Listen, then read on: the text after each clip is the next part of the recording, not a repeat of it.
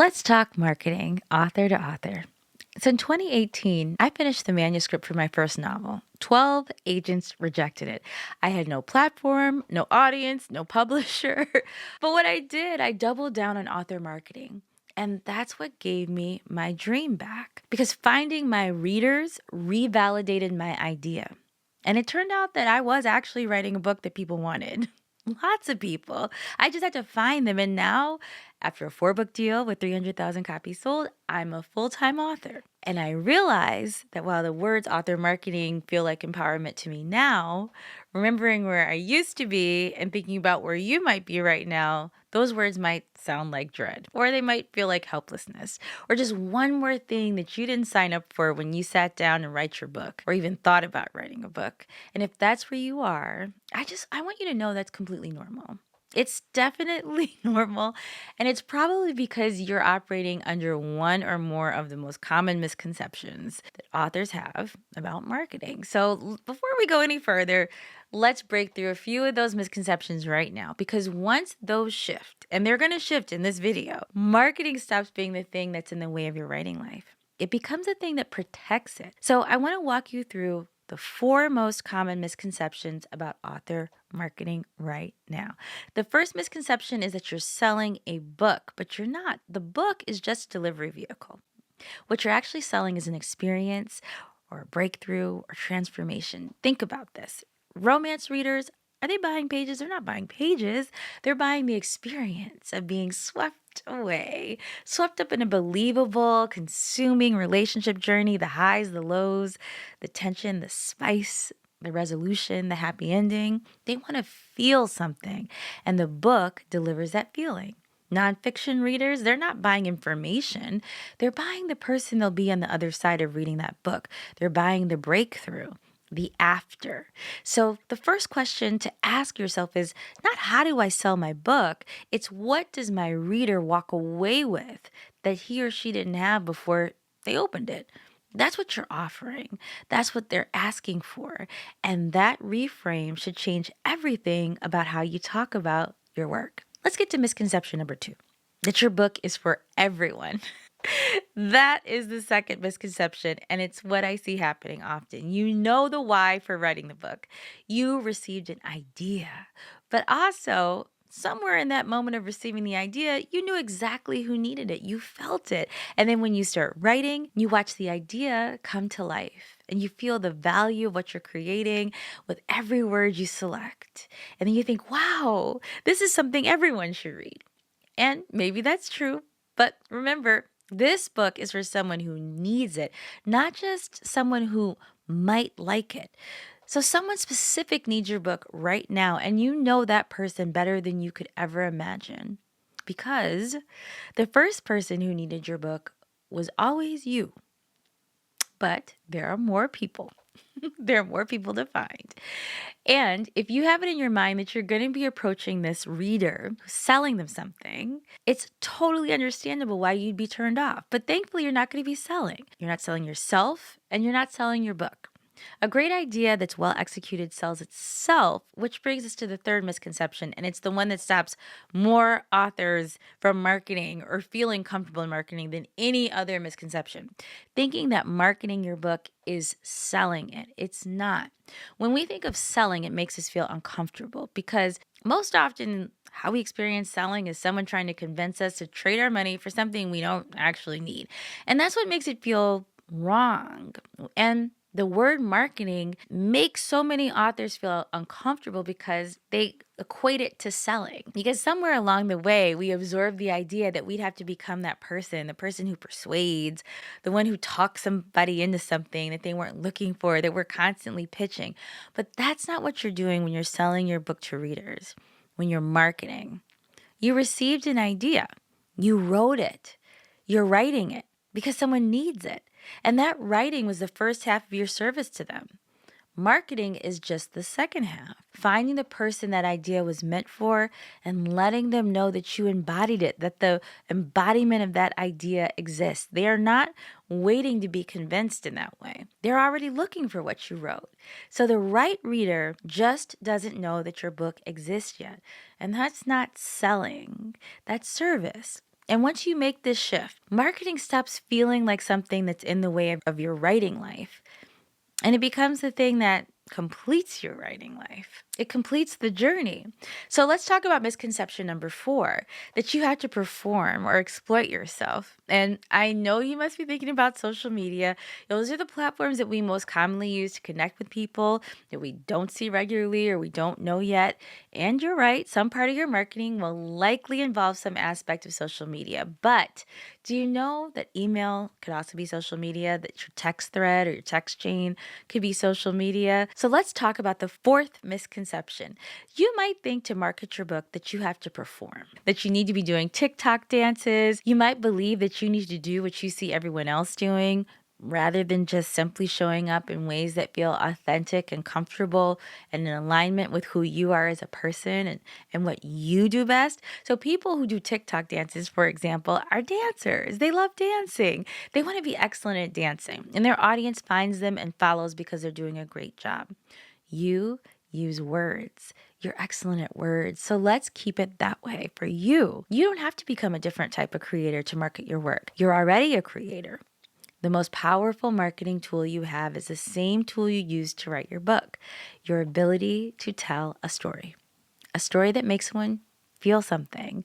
And your marketing doesn't have to look like anyone else's marketing. It just has to look like you. It has to sound like you, because the reader you're looking for isn't a dancer. She's looking for the person who wrote exactly what she needs, or he or them. And that person who wrote that or who's writing that is you, exactly as you are. So I just want to give you something that you can use right now, today, before you spend a single dollar on anything. When I wrote Black Girls Must Die Exhausted, I asked myself one question. What do I want my reader to feel when she closes this book? One word. And for me, that word was seen. I wanted a reader who had been waiting her whole life for a book that made her feel seen. Not represented, not included, seen. And there's a difference. And I know that feeling intimately because I was waiting for that book too. So that's where we start, not with demographics, not with market research, not with algorithms, with one word. One word. What do you want your reader to feel when they close your book? Don't overthink it. Don't overthink it. The word that comes first is usually the right one. So write that word down.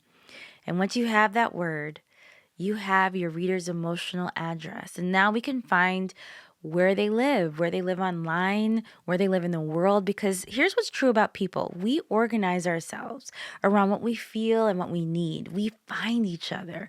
We gather in groups, in communities, and conversations around the things that matter most to us. So the second question is, where do people who want to feel that way already gather?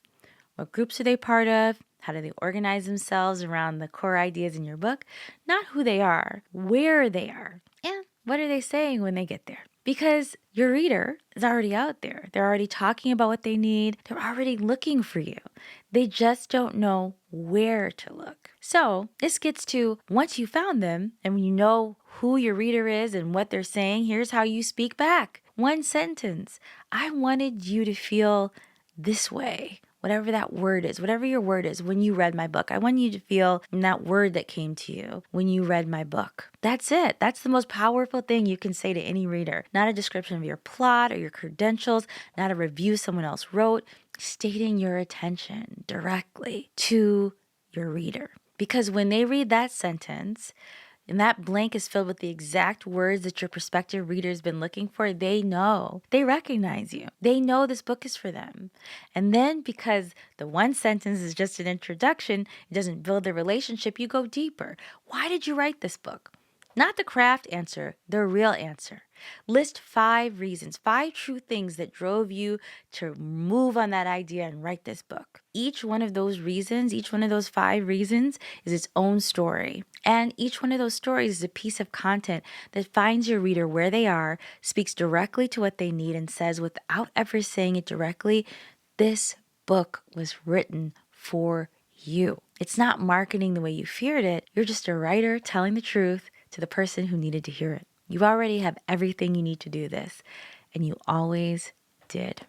So, let me tell you a little bit more now of the journey you'll be on with me. Before I was an author, I spent years as a marketing executive. I ran a digital marketing agency for Lady Gaga's Born This Way album that went platinum in its first week, 1.1 million copies sold. There were only 24 other albums in history that have done that.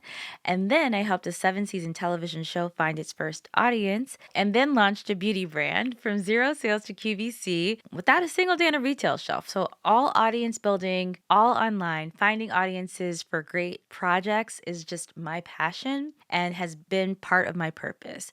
So, after all of that work for others, I decided it was time to have something for myself. So I wrote Black Girls Must Die Exhausted, and I started teaching that same year that I self published because you know my experience, all the rejections. So I self published by necessity, and I started teaching because I wanted to put the power back where it belongs in the hands of people holding ideas, people that were like me.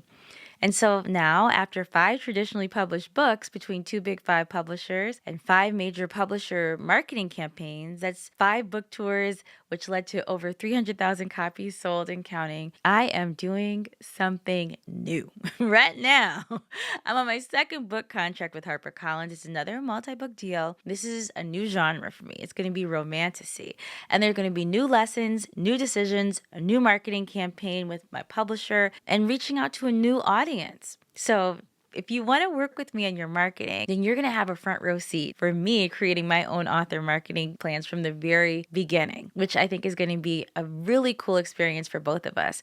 So here's what working with me looks like this July. We're going to start on July 1st with the Author Marketing Masterclass. It's going to be one evening, 4 sessions of 45 minutes, just like what we did today, but we're going to go a little bit deeper and apply specifically to your book, your reader, your one word, your 5 stories. You're going to leave that evening with a complete picture of who your prospective reader is and where to find them and what to say to them when you do. A writer's marketing plan built for your life. And then the 30 days begins. Every single day of July, you're going to have a content prompt. It's going to be specific and actionable, one step at a time, the kind of daily direction that gets rid of the question of what to do next. We're going to be on a just do it strategy. Just do it on a day-to-day basis. And you're going to be doing that with the prompts, and you'll have field videos for me as I'm doing it myself. And I'll be giving you instruction, I'll be giving you insight, I'll be giving you guidance, I'll be explaining what I'm actually doing right now to market my romantasy novel, the decisions I'm making, why I'm making them, why I decided to do what I did, how I responded to what's working or what's not working, how I make adjustments. It's going to be a major publisher level marketing campaign. So you'll see from the inside how things work at that level in real time with me as it happens. So I'm excited to share that with you and show you what that process looks like. It's going to be a little bit different for me this time because, again, I've been working in a new genre. So you're not going to be watching a recording of something that already worked. You're going to be watching it being built in real time, the same time that you're building yours. And also, 3 times during July 11th, 18th, and 26th, Saturday at noon Eastern, I'm showing up live with you, not to teach more, not to add more to your notebook, to be in your corner when it gets complicated. Here's what I know about learning something new in the middle of a really busy life, a real life. You can't predict in advance which specific step is going to create friction. And maybe it's a week where nothing got posted, you didn't know how to restart. Maybe it's a question that's been sitting in the back of your mind for 10 days and you can't move forward until someone answers. Maybe it's just needing someone to encourage you. Those moments are going to come. Every person in this program is going to hit one. So these live sessions exist so that when your moment comes, you'll have somewhere to take it. And I'll be there. You show up, I show up. You tell me where you are, and we'll clear whatever is in the way together, and you'll leave with your next specific step. So this is not a course, it's not coaching, it's not a masterclass.